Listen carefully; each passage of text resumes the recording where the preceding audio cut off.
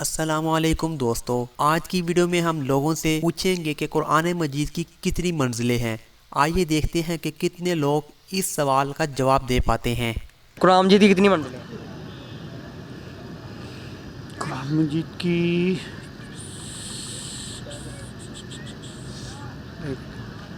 कुरान मजीद की कितनी मंजिलें हैं? 7। कुरान मजीद की कितनी मंजिलें हैं? 30। कुरान मजीद की कितनी मंजिलें हैं? 7 मंजिलें हैं। कुरान मजीद की कितनी मंजिलें हैं? कुरान मजीद की टोटल है 3 या 4 मंजिलें हैं इसी तरह। कुरान मजीद की कितनी मंजिलें हैं? 7।